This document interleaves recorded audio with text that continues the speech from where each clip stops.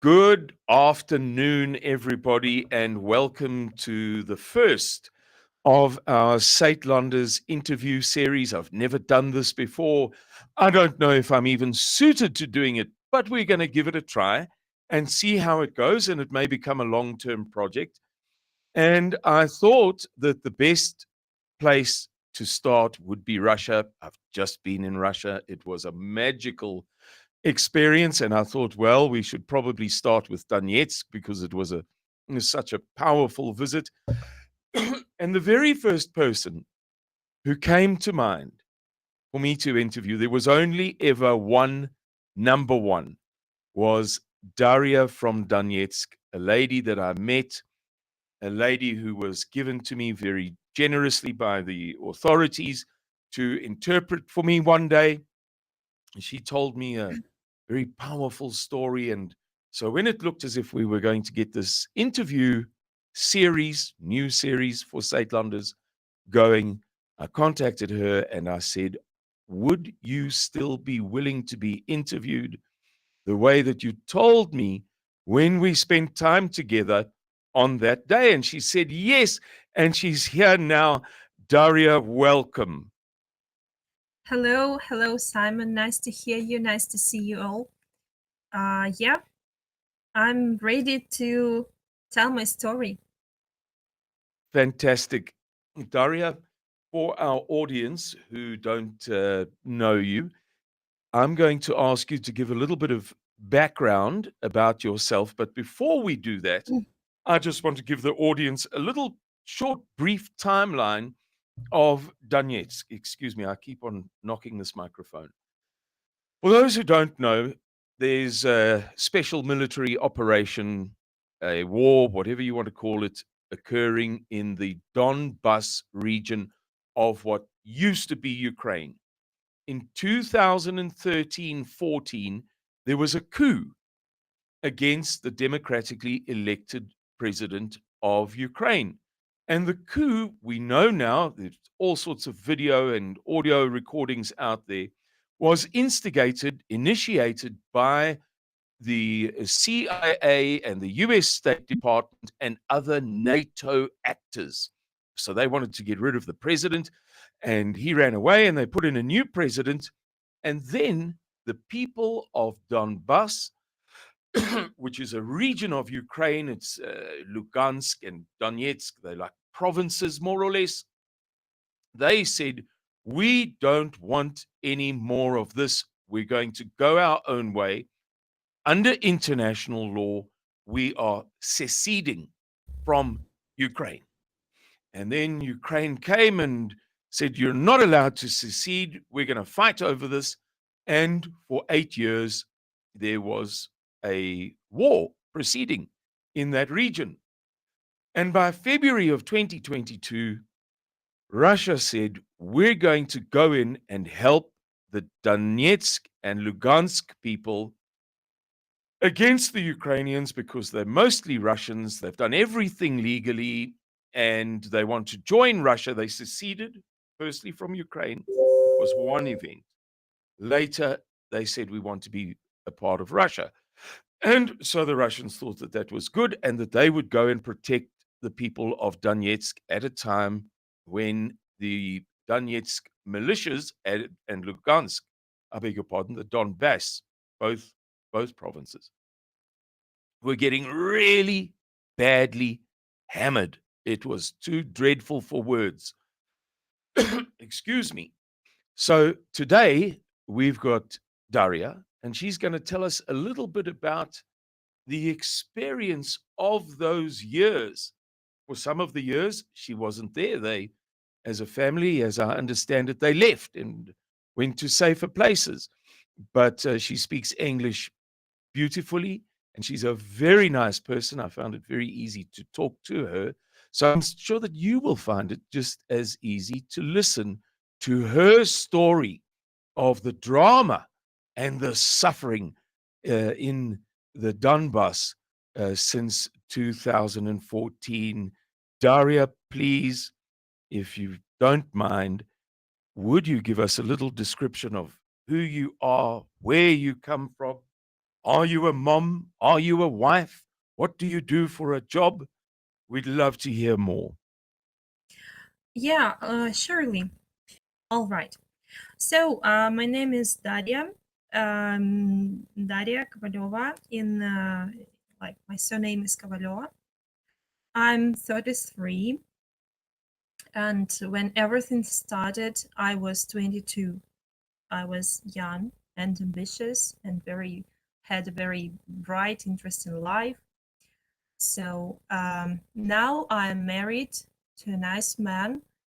We're happy together for like about maybe about 15 years, but we are married for 8 years. We have a son. I have a beautiful boy. He's 5. And we are planning to have more children. So we're a family. My job is teaching, firstly. I work at the local university. I teach English, actually. And I have some other jobs. I'm trying to develop sports here for children. So I have a public organization which is developing aerobic gymnastic. Because I used to be a gymnast too. So what I'm doing now is teaching English and training gymnasts and developing sports. So as for the story, I would like to start with the times when everything was good. As I said already, I was a sportsman. I was a student of the university. I had a lot of studying, a lot of training, competitions, traveling, and parties also. So I had a happy and bright life, actually. And in 2013, when actually everything started in the capital of Ukraine, in Kiev, actually there it all started. The coup started in 2013. Me and other gymnasts, we presented Ukraine at European Championship. So we still were the citizens of Ukraine, and we presented our country, and so on. And it was in November 2013.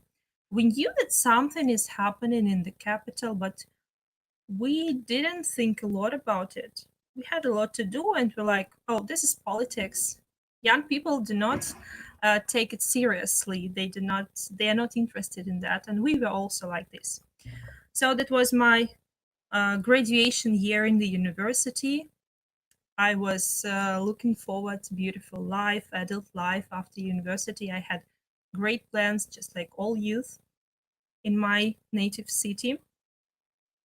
But it turned out to be that by the end of the academic year, just the next spring, our life broke into two parts, before and after. Because just during half of the year, the country changed dramatically. There was state coup, and they started. When I say they, I actually mean the USA. I'm sorry, but we all here know that that was the idea of the USA, to break all of that. The USA just started dragging the country away from the place it belongs to another side of the globe. I think so. And we here didn't like the idea at all. We wanted everything to stay as it is.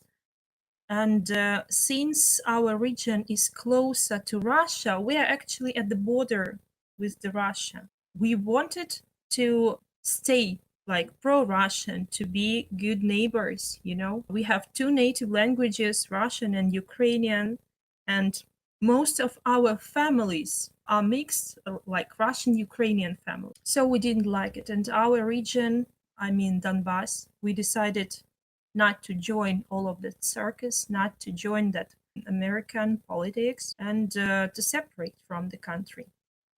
They've done it. We actually have a regional local referendum. The local authorities has asked us if we want to stay in the country and move towards Europe and USA, or we want to join Russia, or we want to separate. There was 3 questions: to Ukraine, to Russia, or separate. Mostly people voted to join Russia, and big part of people voted for to be separate. There was very little percent who voted to be in Ukraine because that was really bad idea. So after referendum, we are pronounced to be a separate region. We separated from Ukraine, and that was the will of the people. Actually, it's not like 100 of people. That's several millions. About, I mean, if we take the whole region, Donbas, Donetsk and Lugansk, and the oblast, it's about from like up to 5 million people. I think so. Sorry for the sound. Daria, I beg your pardon. I'll try not to interrupt you, but if you say something that people are not really very familiar with, I might have to interrupt you so that they can follow the story. Sure. I have a small little question for you. Do you know what was the percentage roughly of the people in Donetsk, that is to say your province or your oblast, that then voted to become separate, so a new independent republic, not part of Ukraine, not part of Russia, its own republic? Can you remember what was the percentage that voted for this thing that you've just described to us? I'm not sure actually. I don't want to imagine figures, to invent this percentage. I'm not sure. No but problem. Please carry on. I'm sorry I interrupted. All right. And so the picture is very clear. Some regions didn't support the new politics and decided to separate. And what the country decided to do, I don't know why. That was a great surprise, but they decided just to kill us, just to punish us for separating. They've got tanks and heavy missiles and started shelling these regions. And this is why I say that our lives broke into 2 parts, before and after, because it's a very harsh thing when your country and the military of your country that should protect you turn the gun to you. I was like, come on, 6 months ago, I was presenting this country in Europe. I was doing sports for this country. I had a flag on my leotard as a gymnast. I have won some places in the competitions for that country. And now you shooting at me, you're sending missiles to my house. So people here were shocked. We were shocked. We didn't know what to do. And moreover, since the military action started, the city, it was dangerous to stay in the city. And most of the people, so everybody who had a chance to move, they moved. Most of the people surely went to Russia, somebody maybe to some other countries. So the city just in few weeks became empty. Everything was closed and shops were empty. Daria, I beg your pardon. When Yeah. you describe the beginning of this conflict, Donetsk, were you were living in Donetsk, and how close was the front line to Donetsk? Did the war start 25 kilometers away, or was it in the city? Give our viewers and our listeners just a little sense of perspective on what you're describing now about the people running away? Was the war really, really close by? Donetsk is quite big city, and if, for example, if we take the whole city, let it be like this. So the front line was like here. So there were uh, districts of the city which were the front line, you know? Wow. And yeah, there was no safe place in the city. Yeah, Okay. with the time, our forces managed to push the front line a little bit to the west, a little bit to the east-west. So with the in several years, it became a little bit better, and we could live in the city. But in the beginning, it was very scary. So you don't have the job, you don't have the future, you are scared. Like bombs are falling. And just 6 months ago, you were a happy student, and that was really harsh. And these are the best, like the worst memories. And one more interesting thing, people who moved to Russia, to other countries, these are mostly young people, because old people didn't want to move anyway from their homes. And that was a problem, because young couples couldn't make their parents to leave. They couldn't take Mm-hmm. their parents with them, because parents were saying, this is my home and I will die here. I wouldn't go anywhere. And it was Mm-hmm. that Mm-hmm. was a dilemma, to stay here with parents in danger, or to move alone and leave your parents in a dangerous place.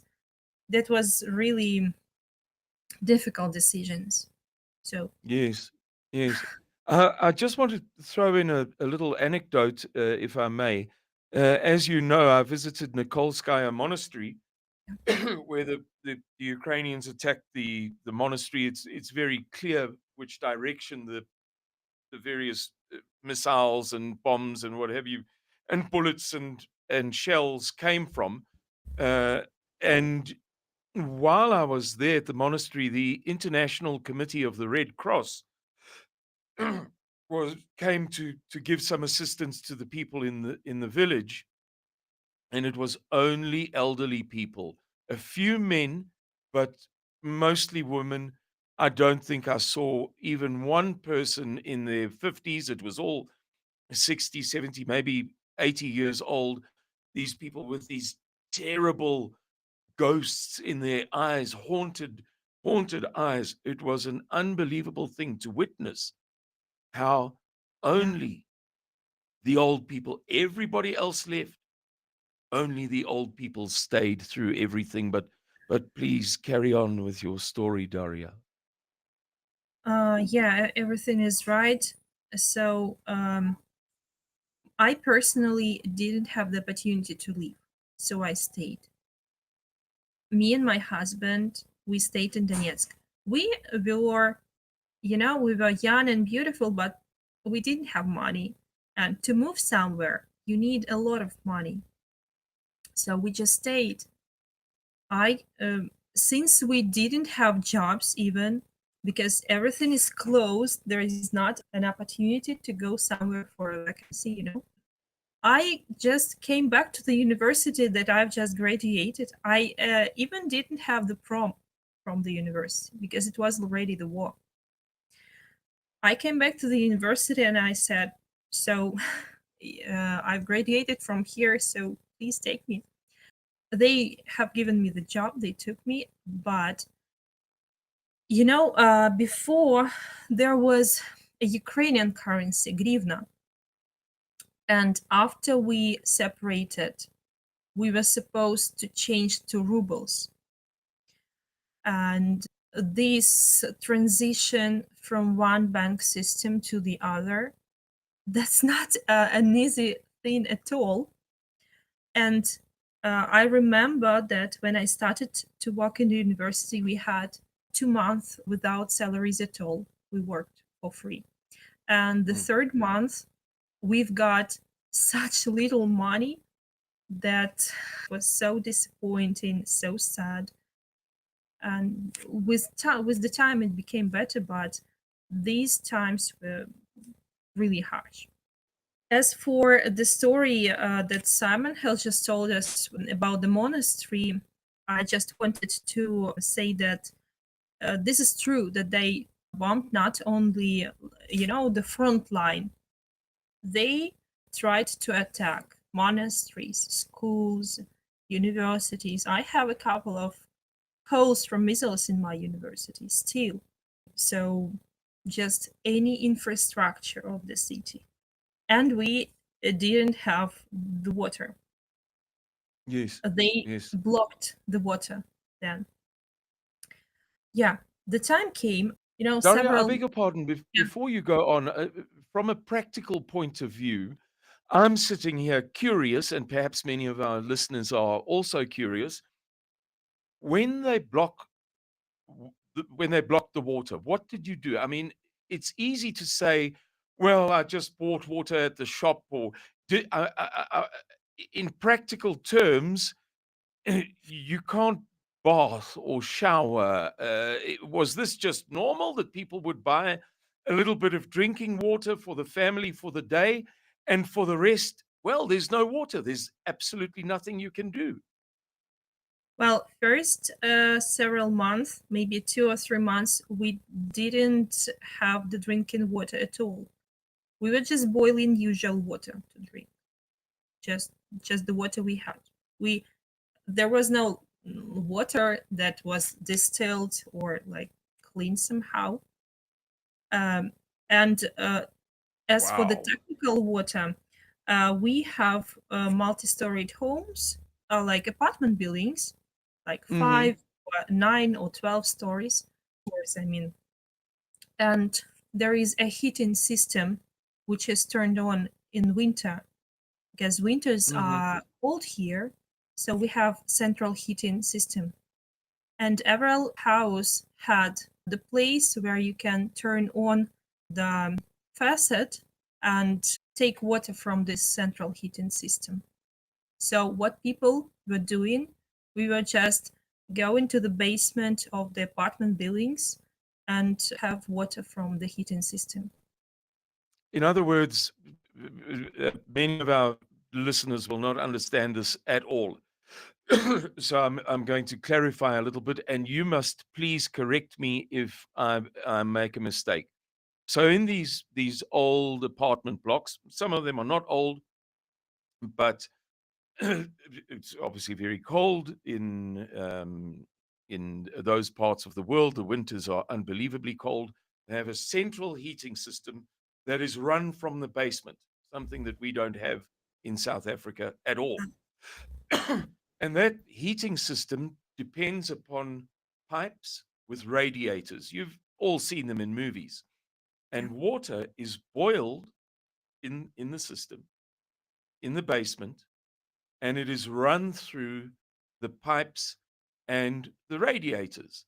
So that boiling water is what conveys the heat into the radiator in your apartment, for example, that is heating up your apartment. So I understand you to be saying, Daria, Yes, this is that people right. were so This is right. so desperate that they would go down to the basement and they would open the system at the bottom there and use this water from these 40, 50, 60, 70, 80-year-old piping system Yes, to yes. put it in a bottle and then try to clean it somehow just to get drinking water, because you didn't even have drinking water in the city. For some time, yes. For several months, Wow. we were like washing in this water, cooking in this water. What we were to do, that was the only chance. Another way to get water was to go to city ponds, the places, the water storages in the city, like open water storages, and get water from there. But it's Like a a pond, pond like or a river or a Mhm, dam, mhm. something like that. Yeah, yeah, just Okay. natural water supplies. We could wash ourselves there. Somebody was washing clothes there. Hmm. I Mm. smile Mm. when I speak about it because, I lived through this, and now um, it's an absurd. I understand that it's an absurd, but then I was not smiling, believe me. Yes. Um, and you should have something to carry the water, and we used 5 liter plastic bottles. So how many 5 liter bottles you can carry? So me, I can carry two, maximum four. It's my maximum. The man can carry Hmm. 4 or even 6. And our days were like, go for a water, do something. The water is off, go again and go again and again and again and again. And the water in the heating system is not forever. It's ending Hmm. also. And we were trying to find some houses, apartment buildings in the area where the water left, and so on. We heated water in the buckets, big buckets. So you wash yourself, or if you have a child, you wash your child in this water. Then you wash yourself in this water. Then a husband washes himself in the same water because it's limited. Hmm. Then you use this water to wash the floors in your apartment. And lastly, you use this water to clean your toilet Mm. Mm. because Mm. Mm. Mm. the Mm. toilet also should be cleaned. So the same water Yes. was multiple use. Yeah, that's Gee. not a pleasant thing at all. But some time left, and you all know, maybe not all of you, there were some initiatives in Belarus, in Minsk, and they tried, like Western countries and Russia and Ukraine representatives of New Ukraine, they seemed to try to reach some peaceful time.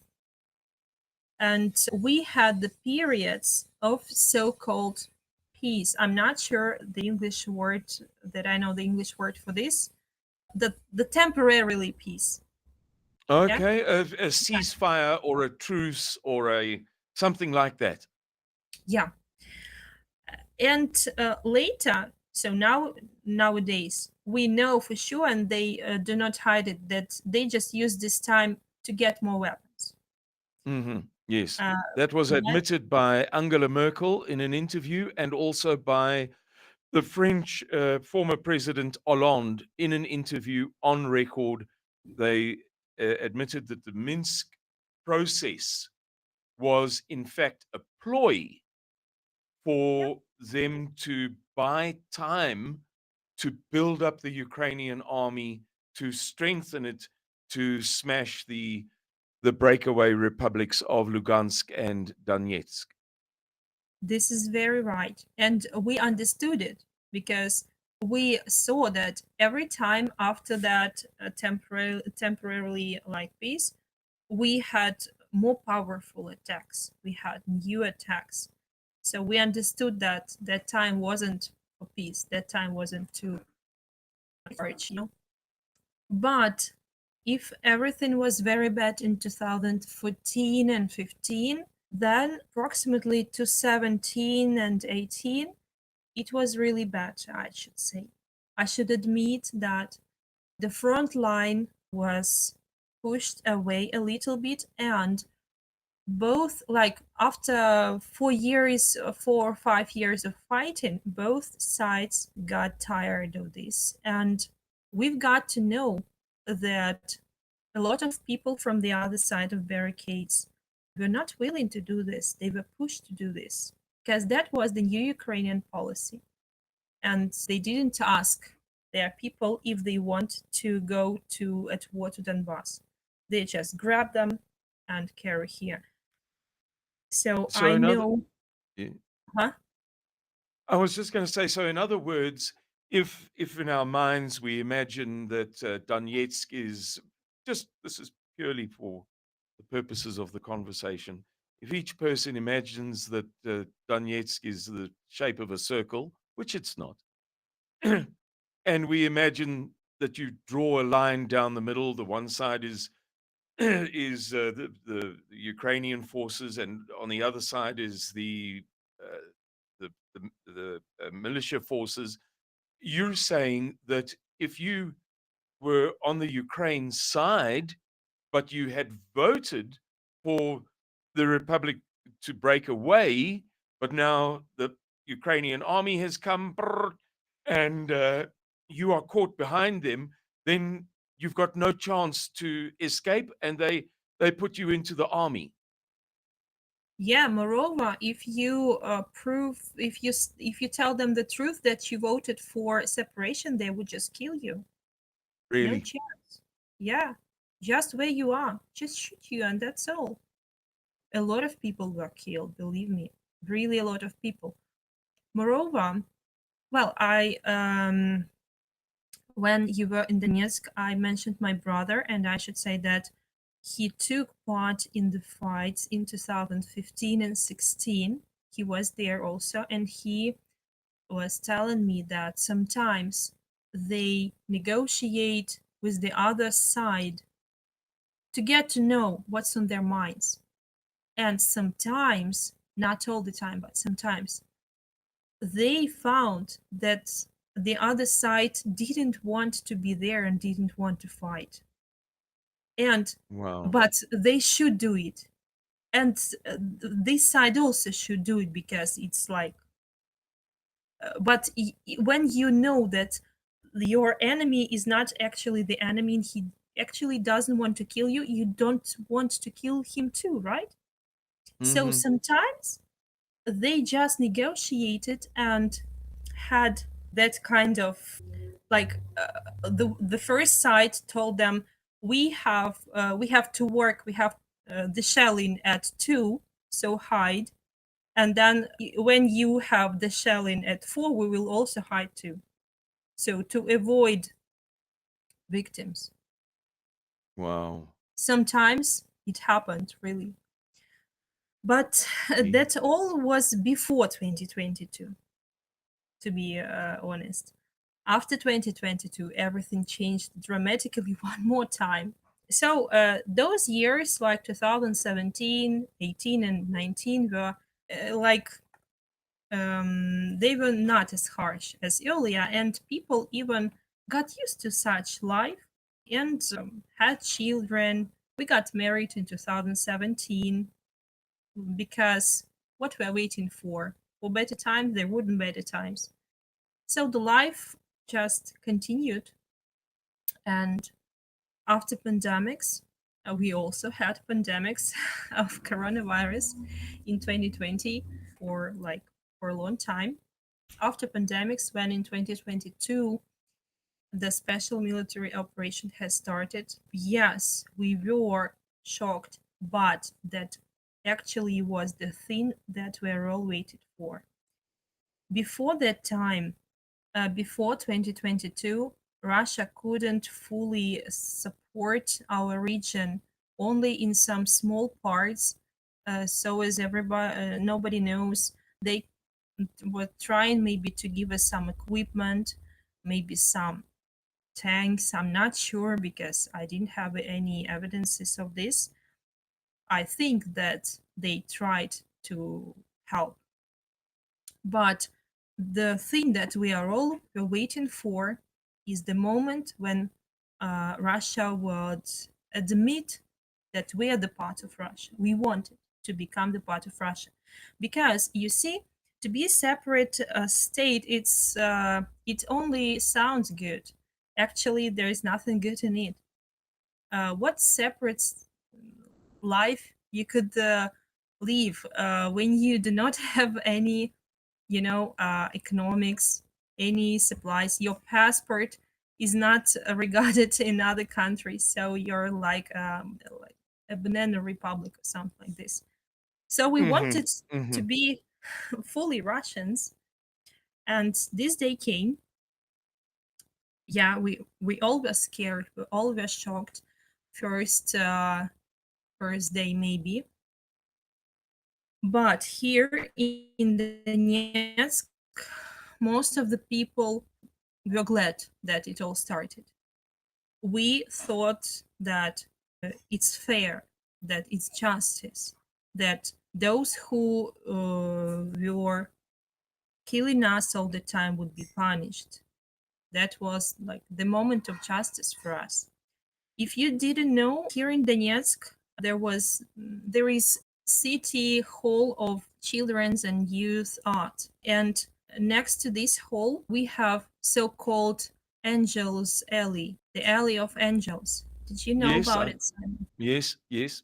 The Alley of Angels is dedicated to all the children that died from 2014 to 2018. And believe me, there are a lot of names in those memorial and Yes. a lot of toys. So Daria, 2022, before you go on, I beg your pardon. I yeah, just want to clarify two things for our audience. Initially, the two republics in the region known as Donbas, that is to say, Lugansk and Donetsk. Donetsk is both it was like a province, and there is a city called Donetsk. They initially, as Daria explained earlier, voted to secede from Ukraine. So they became their own independent republics. Later, as Daria is explaining now, they they applied to accede to Russia. So initially they were Ukrainian, then they were independent, then they said, "Hello, Russia, please can we join you? Can we be part of your Russian Federation?" And the children that were killed. By now, we know this is well demonstrated by people like Scott Ritter and the Duran and Larry Wilkerson and many others. We know for a fact that the heavy weaponry, we're talking about missiles and drones now, or I am, that is provided by NATO cannot be operated fully by Ukraine. Firstly, it takes a long time to train the people. And secondly, there are certain satellite target acquisitions systems that Ukraine simply doesn't own and doesn't have even in its own hands. Those have never been given to Ukraine. They have to be operated by NATO. And thirdly, the codes for the operations of those missiles are never shared. So if I buy from you, Mr. Viewer, watching this, if you're, I don't know, whatever country you want to be, Spain or Portugal or Italy, it doesn't matter, and I buy some of your fancy schmancy missiles, you will never give me the algorithms for those codes. There are some exceptions, but nobody believes for 1 minute that it has happened in Ukraine. Nobody has even made that claim. Therefore, just to add to what Daria is trying to explain to us, if a Storm Shadow or a Scalp or a HIMARS missile falls on a children's school or a children's alleyway where they're walking from school to home at a certain time of day, or on a school bus, it was 100% deliberate and it was perpetrated by NATO. This is a very, very important thing that Daria has mentioned here. And it is absolutely, we know now, indisputable. There's no more argument to be had. The top weapons guys in the world have already made this clear. Daria, I apologize for the long interruption. Please carry on. you know, that's good that you mentioned it, and that's a fact. That's 100% truth, and we understood it too. Mm, mm, Um, mm. The so murder, the deliberate murder of children. Ay, Lord, Lord, Lord. yeah, Hey, that's right. Daria. So 2022 became the moment of justice for us, and all the people in first days were saying that they deserve it. I mean, Ukraine deserved this, and this is for our ally of angels. They've killed our children and they deserve it. That was people were saying. Yeah, we were sorry about their loss, but most of people here were saying why they were not sorry about us, the people of Ukraine, yeah, who supported Mm-hmm. this war Mm-hmm. against us. They were not sorry to kill us and our children. Moreover, Mm-hmm. if you know, there was a new president in Ukraine of those times, Pyotr Poroshenko, and he's famous for the speech he gave. Yeah, you know what am I about. Yeah, I know. That's why I'm smiling. Please carry on.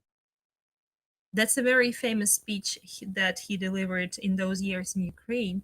That uh, he told that Donbas people should be killed and their children should sit in the basements, not at schools. And that was the official policy of the country. What Yeah. our reaction should have been like? We were glad Okay. that they are punished for this because that's unfair. No, there is no child in the world of any country that should be killed or sit in the basement, live in the basement, and drink water from heating system. Yeah, he That said his words were something like, "Our children will go to school, theirs will hide in basements." this is right. This is right. I'm sure you can find it on the internet. Special military operation has started. We all were glad about it. But I can't say that it was all fun and game for us because you for sure do not know it. But the Russia said, yes, okay, you ask for help and we will help, but you should do something first. Show us that you are ready to struggle for your territory, for your freedom. And before they before Russia sent their troops here, they demanded that local troops were formed and that local army, local troops go ahead to start. And all the first battles, the very harsh battles for the territories here in the Donetsk region, were started with our men. And most of the men here, maybe, I think so, they were not against this, but it was too sudden. Nobody told like, hey people, in a week we are going to start this. No, nobody is giving you a letter about the start of special military operation, so you can't be ready for this.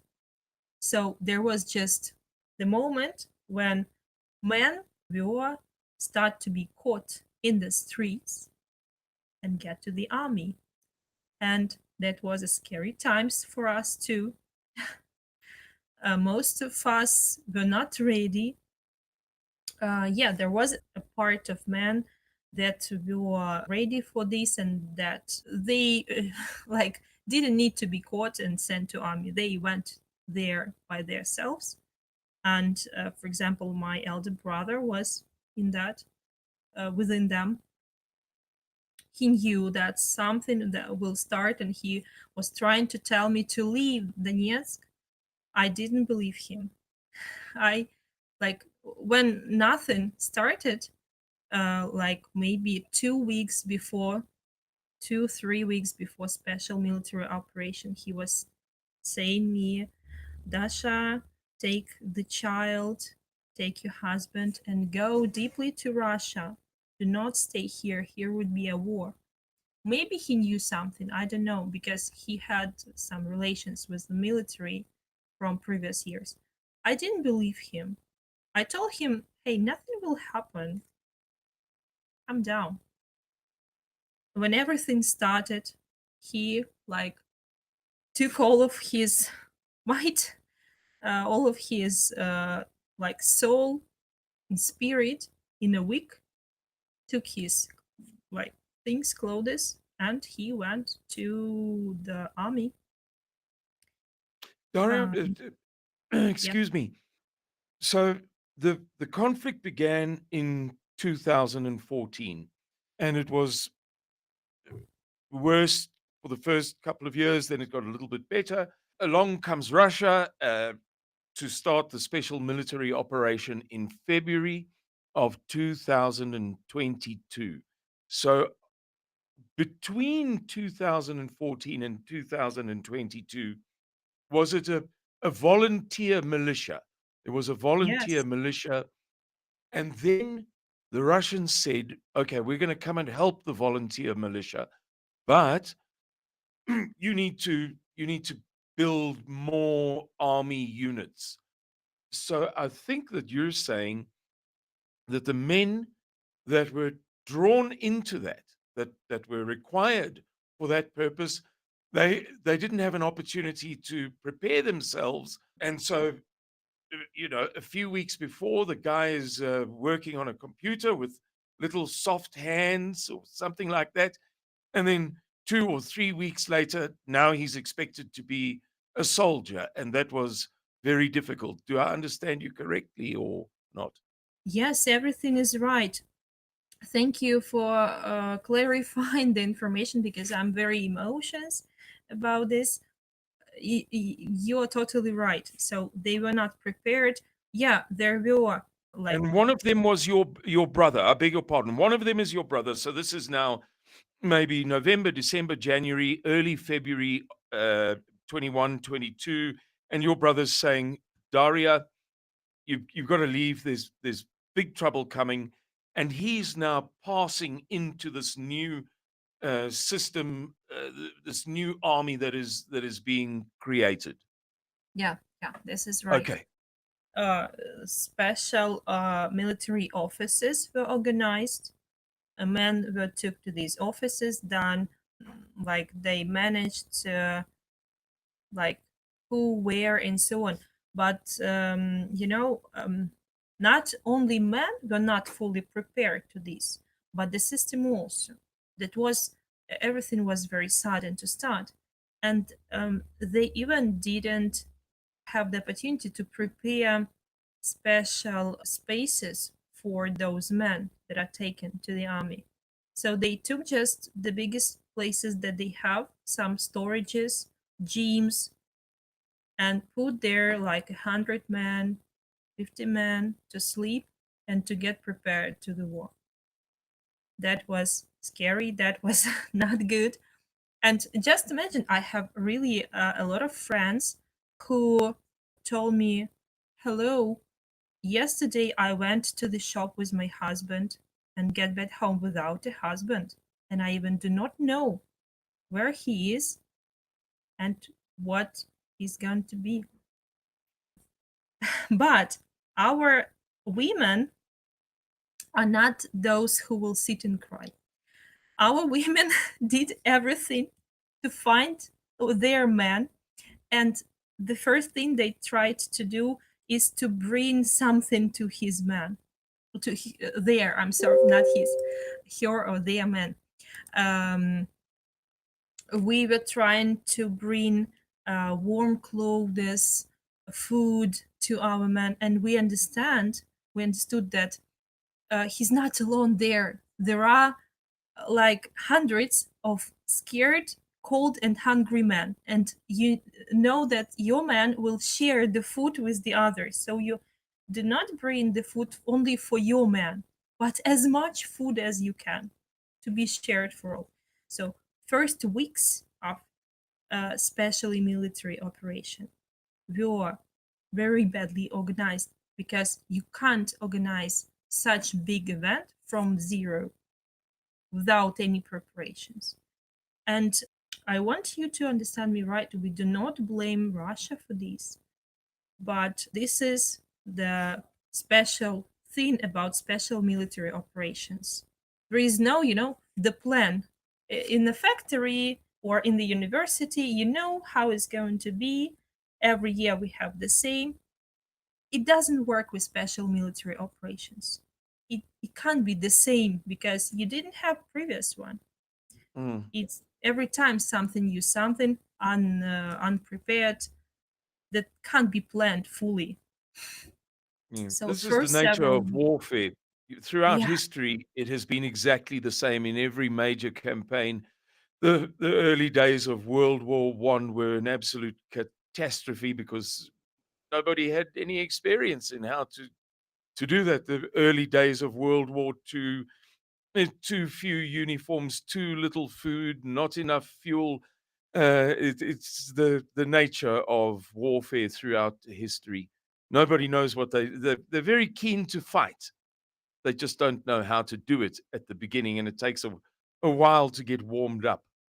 it's just like in the movies when you watch the movie of some catastrophe, some apocalyptic movie, yeah, when everything falls apart.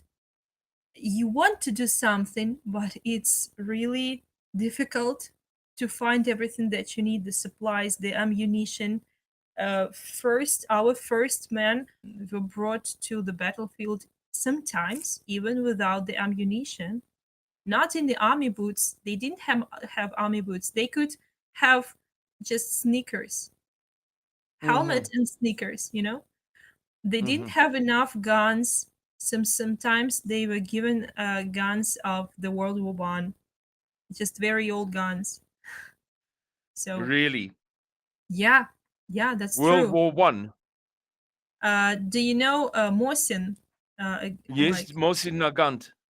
yeah, yeah, that's what they used because Wow, there were not enough Kalashnikovs. wow. Okay, good. So to end up my story, I should speak about special military operation and today, um, like, and nowadays.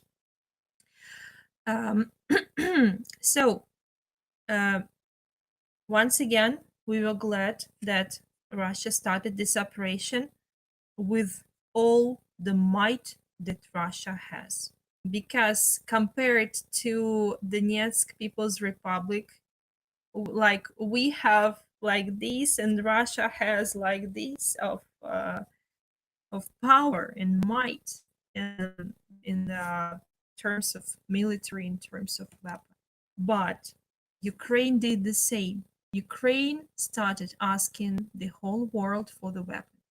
And to our disappointment, most countries answered positively and started to supply Ukraine with weapons, all kinds of weapons.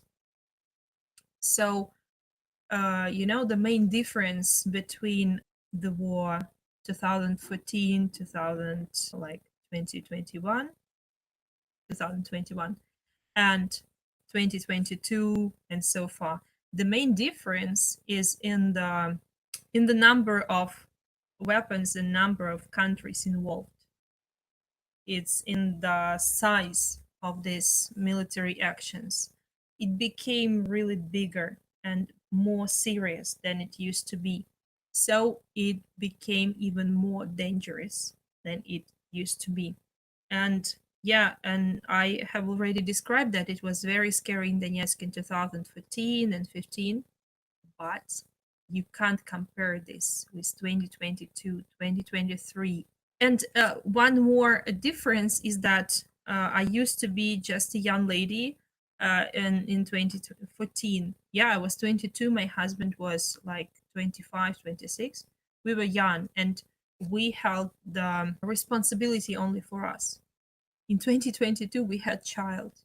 And you believe me, you're very scared when you're at war and you have a little child. My child was 2. So you sit in your apartment with 2-year-old child and you understand that you can't even go out of your apartment because you can be killed. Once again, the picture is the same. No safe places. Mm. and they sent more heavy weapons. For example, once the HIMARS came to the building, not next to mine, but from the next to mine. And the whole building was destroyed, just the whole fifth-story building. And that's not just the only case. There are like hundreds of these cases around Mm. Donetsk and region and Oblast, but it's very scary. You understand that you can stay at home and be killed because your house can be shelled. You can go out and can be killed. The only thing that You you could go to the market, to the coal miners' market, and be, you know, I don't know how many people were at the coal miners' market that day that they attacked the coal miners' market. I don't know. Maybe it was 200 housewives shopping at the open air market, and they deliberately attacked that. It just yeah, you could die anywhere. You could send your child to school, and they attacked some schools. They attacked many apartments. They attacked most of the hotels. I understand exactly what you're saying. schools were closed the same day as the operation began. Schools and kindergartens or everything closed because the government cannot cannot say that your children are safe anymore. They can't take the responsibility for the safety of your children, so it's only yours now. It's all closed. I have some photos when my child is sleeping in the corridor because you can't sleep beside the window. You can't sleep in the room with windows because the shock wave can take off the window and you will be damaged badly by the glass, broken glass. So sometimes we were sleeping just on the floor, and the only rooms in the apartment without windows is the bathroom and the corridor. So my 2-year-old child was sleeping in the corridor, just on the floor. Um, we had once we left to like we spent 3 weeks in Moscow Oblast, me and my child. My man couldn't come out, couldn't like cross the borders. The men Okay. weren't He allowed. was an able-bodied man. He wasn't allowed to flee from the region. The able-bodied men had to remain uh, for whatever purposes. It's wartime after all. Yeah. But we spent 3 weeks there. It was, like some rest for us. But we had to get back because money is limited. And in 2023, we went to Mariupol because Mariupol was already better than Donetsk. Not that dangerous. Everything is ended for Mariupol by 2023. For those who do not know, Mariupol is the city in the region. Like it's like a 1.5 or 2 hours in car from Donetsk to Mariupol, and it's located by the sea, Azov Sea. And that was the first city to be taken by Russians and by our people, like Donetsk people, Donetsk men. And it was the first, it was the fastest, and it had the biggest number of victims. More than 100,000 people died there. But it was fast. That was real and a real nightmare in Mariupol. That's true. But it ended very fast. So we moved to Mariupol and lived 18 months there. And this year we get back to Donetsk.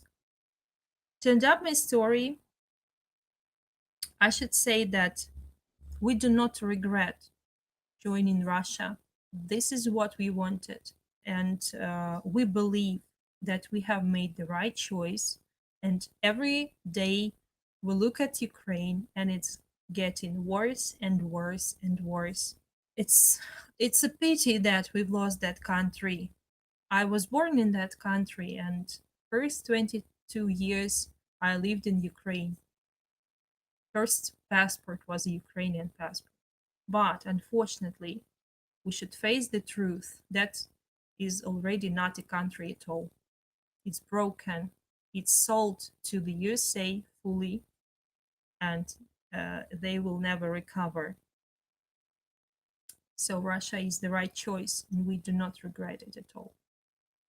Mm. Uh, I want to ask you if you can, in a, just a few minutes, but this is very sensitive, so please don't be bullied by me. I'm just asking if you can share briefly with us the story of your brother. Yes, yes, I can. My brother died 2022. He took part in the battle for Mariupol, and he that was the spring, the early spring, February, March. He served in an army for several months and died in October in another city. And he he died in the battlefield.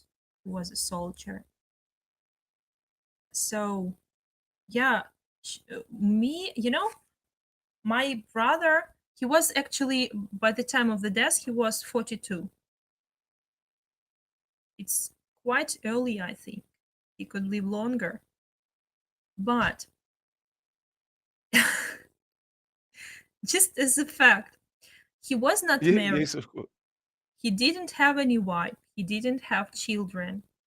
That was his choice, his own choice to go there and fight, because he loved me a lot, me and my mom and my child. We were the sense of his life. And he felt that the only thing he could do is to protect us, to go and fight. And every time he got a chance to get back from battlefields for 2 days, to spend 2 days at home, every time he told us that we are the only reason he's fighting for. Mm, Um, mm, so we understood very well that he could die there, and he knew that, and we knew that. But when it happened, we still were shocked, and so on and so on. So that's not a funny thing at all. This is one another thing that you can't be prepared for. mm. Even Yes. when your man, your relative, goes to war, you understand logically that he could be killed. But when it happens, you turn out to be not prepared to this at all. Because you hope for the last minute, you believe for the last minute, you pray for the last minute that everything is okay. And when you see the body, it's a shocking picture that stands with you, that stands in your mind to the end of your days. Mm, mm, mm, Moreover, um, the battles were harsh, and the casualties, there was a lot of people who died and a lot of dead soldiers. And when we went to the hospital, the special part of the hospital, when they study dead people, yeah, when doctors give the document that somebody's dead, yeah. Oh, you uh, mean the morgue? So when More, you die, yeah, they yeah, take you down to the refrigerator and they put a little thing on your yes, toe, a little tag. Yes, yes. morgue, right. uh, they didn't have enough refrigerators, and bodies lied just in the street, like uh, in the yard behind the morgue, just like this. A lot of bodies. And moreover, sometimes they couldn't take bodies from the battlefield for a long of time because the battle goes on. Mhm. And some bodies are taken after several weeks of lying in the battlefield. Mm-hmm. And it was luck if you can recognize your relative. A lot of bodies could not be recognized. And it's not like in the Hollywood movie when you go to the morgue and the doctor asks you to recognize the body, and there is an empty cabinet, an empty room, and you see only your body. No, you go through all of these rows of the bodies, you see all of them, and your task is to recognize your relative Did you throughout this have to day. do that yourself personally, or was somebody else able to remove that burden from your shoulders? Actually, I was trying to remove that from the shoulders of my mother. I Uh-huh. was begging my mother not to look at this, but she told that she wanted to see him for the last time. So me and my mom, we came there to see him for the, and this is the worst moment when you see the mother holding the hand of her son, that like for the last time. So Wow. I can share Wow. this after 3 years of living with this. My mom still has his portrait in her room, and so on. Mm. Uh, you know, Daria, sorry, huh? please carry on. There was a small I just question wanted to when you're say, finished. I just wanted to say that at the funerals, it turned out we gathered all of his friends. His friends were our friends too. He was my elder brother, and his friends were my elder brothers too. Like we like brought up together. At the funeral, all of them told that he was the one who didn't offend anybody in his life. He was a very kind person, and he was the only out of all of them who stood up and go there, like following his own will. It's a Look, kind of braveness to go there. mm, So we consider him as a hero of our family. gee, um, please uh, send us a photograph, uh, if you would like to, Daria. It would be nice to I don't this have. this human thing. It may be a very powerful, real human feature of this. I don't have his photos in the military uniform. Will the ordinary photo be okay? Yes, yes, Okay. that's good, My perfect. favorite photo is when he is 16 or 18. I'm not sure about the age. My favorite Hmm. photo, he's very young there. Why? Because every soldier in the army has another name. Yeah, Hmm. the Nickname, we call it. the nickname, right?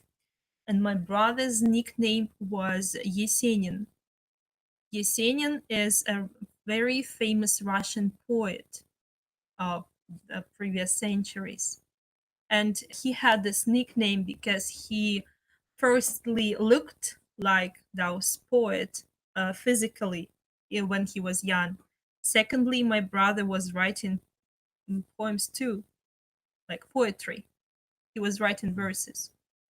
And the third feature, those real poet led a very Bahamian life.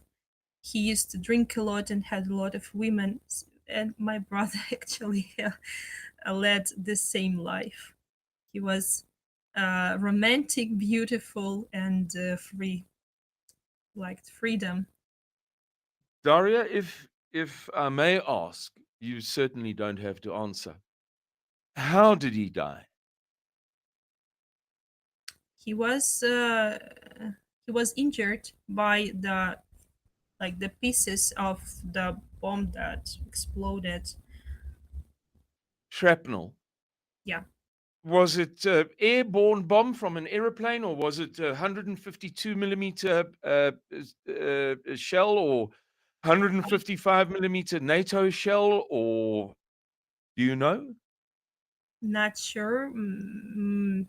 Not sure. I do not know. I only know Okay. that his head was damaged and the thigh was damaged. The leg, the big vein in the thigh was broken and he died. Daria, thank you very, very much for your time. I don't know if you have anything that you'd like to add. Is there anything that you feel that you haven't been able to say yet? Well, as far as I understand, these interviews are aimed for the people to know more about events here, and they just do not have the opportunity to find other information in their mass media. I should say that never believe Americans. That's what we know. I'm sorry, but this is like, sorry, but this is what we all know from the birth to the end. Never, never, ever believe Americans. They will Mm, always let you down. They will always buy you and sell you. And mm, what happened mm, to Ukraine and what led to all of these wars is the mm, fact that they sold themselves to Americans. They believed Americans. mm, mm, mm. See how many problems it has when you believe in American. Yes, This is the yes. the last thing I can say. Mm. Is it funny? Daria, yes, carry is. Yeah, that's Oh, funny.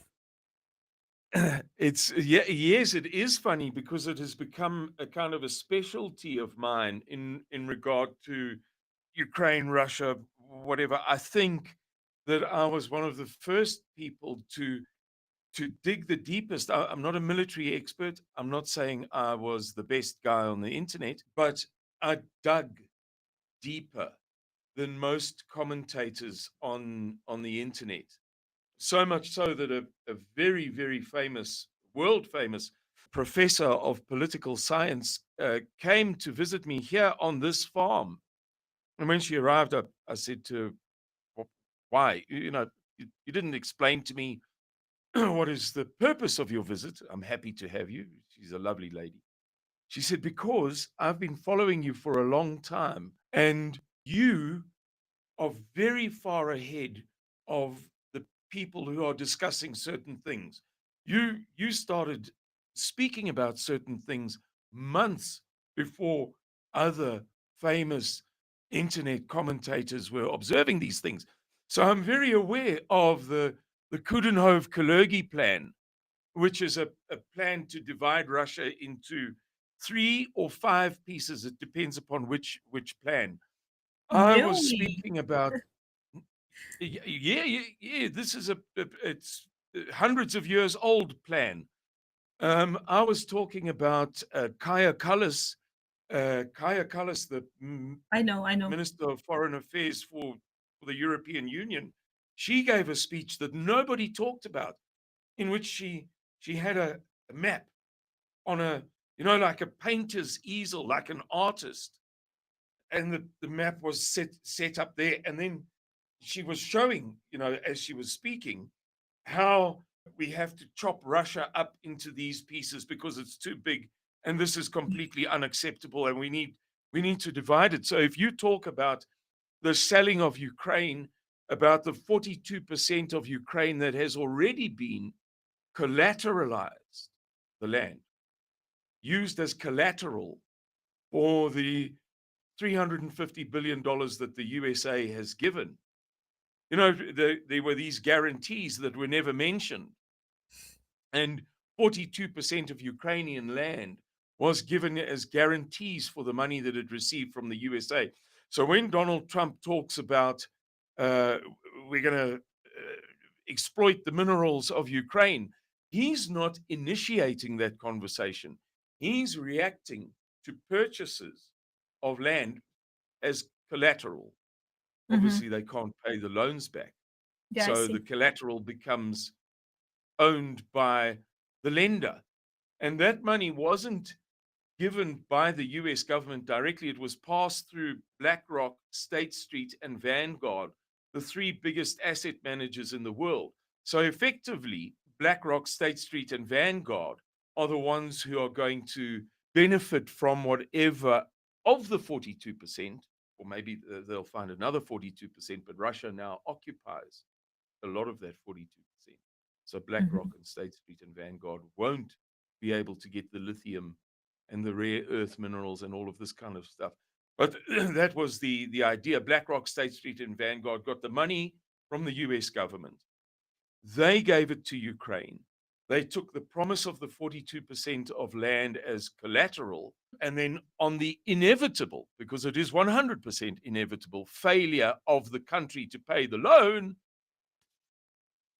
BlackRock, State Street, and Vanguard then control the mineral exploitation in these collateralized lands. So, yeah, I wasn't laughing because it's a foolish thing that you said. No, I was laughing because you're speaking one of my great truths, one of the things that I've been screaming for years now, and which so few people know about.